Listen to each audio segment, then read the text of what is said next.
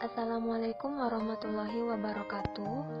Jadi hari ini kita akan belajar tentang tata cara pengurusan jenazah. Mengingat di dunia ini kita pasti tak jarang menemui ada orang yang meninggal dunia.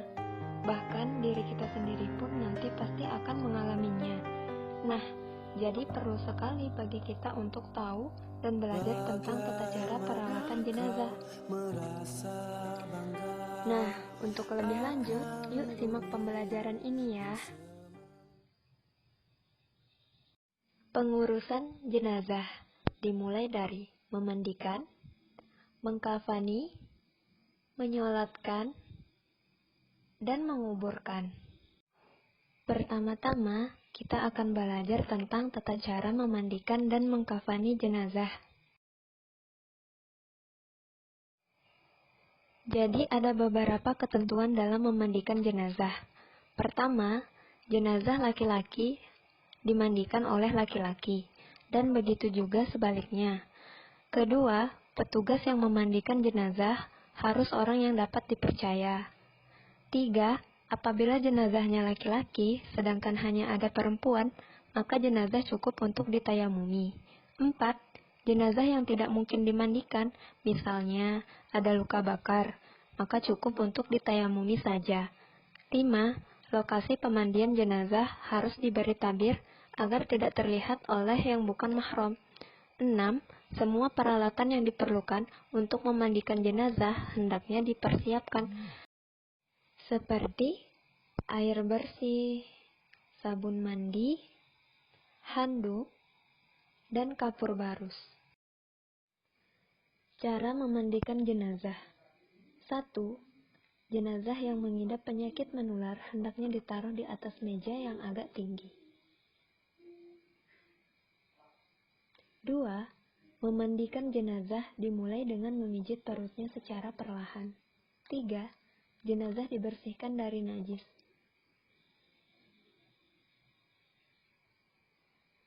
4.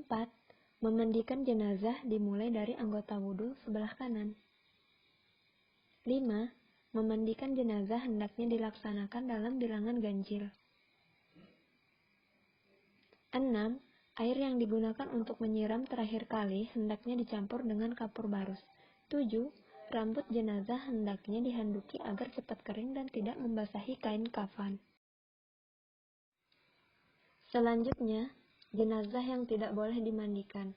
Rasulullah Shallallahu Alaihi Wasallam bersabda, "La tughassiluhum fa inna kulla jurhin aw kulla damin yafuhu miskan yaumal qiyamah," yang artinya, jangan kalian mandikan mereka, karena setiap luka atau darah akan mengeluarkan bau harum minyak misk pada hari kiamat. Hadis riwayat Ahmad 14.189 dan dinilai sahih oleh Syu'aib al-Arnaud. Selanjutnya kita masuk pada materi mengkafani jenazah. Adapun ketentuannya ialah sebagai berikut. 1. Disunahkan 3 lapis kain kafan untuk jenazah laki-laki dan 5 lapis untuk jenazah perempuan. 2. Kain kafan disunahkan berwarna putih. 3. Mengkafani jenazah janganlah berlebih-lebihan. 4. Jenazah laki-laki cukup 3 lapis tanpa tambahan kain. Dan 5. Seluruh biaya pengurusan jenazah diambilkan dari harta peninggalan jenazah. Cara mengkafani jenazah. 1. Kain kafan dipotong menjadi 3 bagian jika jenazahnya laki-laki dan 5 bagian jika perempuan. Kedua, kain direntangkan langsung rangkap jadi 3 atau 5 dan jenazah diletakkan di atasnya dan dibalutkan ke tubuh jenazah. 3. Pada bagian tubuh yang berlubang hendaknya diberi kapas secukupnya. 4. Sebelum dibalut kain, tubuh jenazah ditaburi dengan kapur barus atau yang semisal. 5. Memberikan wangi-wangian kecuali jenazah orang yang sedang ihram. 6. Agar kain kafan tidak terlepas, hendaknya ditali secukupnya. 7. Usahakan kain kafan cukup sehingga benar-benar memenuhi persyaratan. 8. Setelah selesai pengkafanan, sebaiknya jenazah diletakkan di atas meja panjang atau di atas dipan. Selanjutnya, Yuk simak video persiapan dan tata cara memandikan dan mengkafani jenazah ini, supaya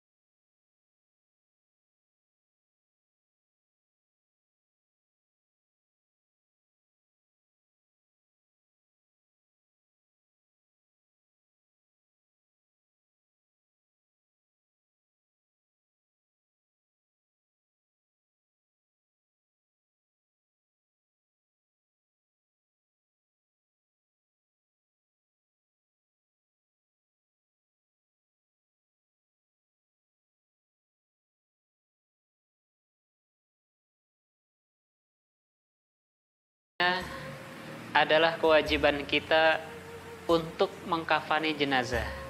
Pada tahap yang pertama adalah mempersiapkan kain kafan untuk jenazah tersebut. Dalam hal ini kita harus mampu mengukur berapa tinggi atau panjang jenazah tersebut. Kain kafan haruslah kita lebihkan untuk di atas kepala 30 cm dan juga di bawah kaki 30 cm.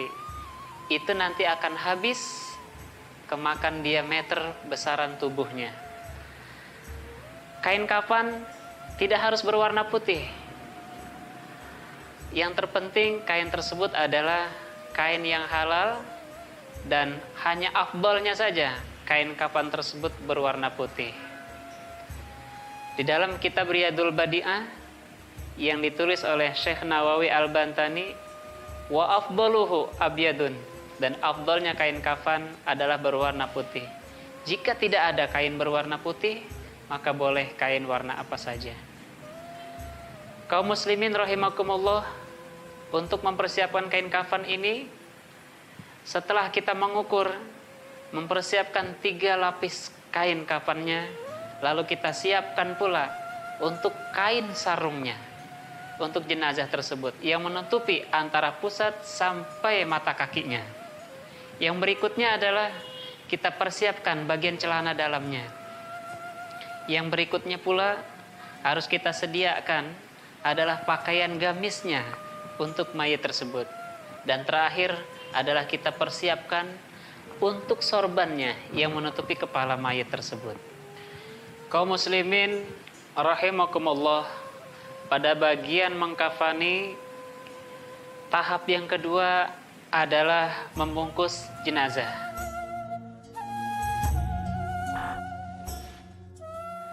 Pada bagian mengkafani, tahap yang kedua ini adalah membungkus jenazah. Kita harus tahu betul apakah keluarga musibah sudah siap secara mental untuk berpisah terhadap jenazah tersebut, baik lahir maupun batinnya. Oleh karena itu, sebelum kita membungkus jenazah tersebut, kita harus minta izin dulu kepada keluarga duka ataupun keluarga mayit, agar dia mengizinkan, mengikhlaskan untuk kita menutup jenazah tersebut.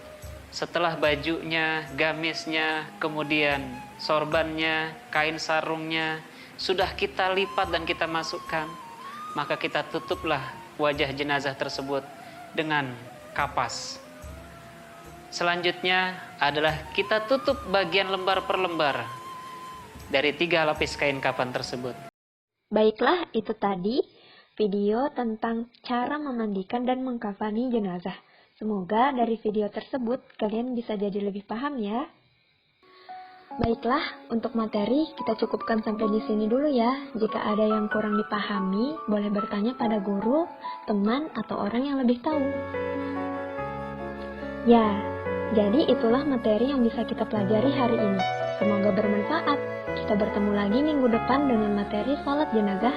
Untuk kalian semua, tetap semangat belajar ya. Salah hilaf mohon dimaafkan. Sekian dari saya. Wabillahi taufiq wal hidayah.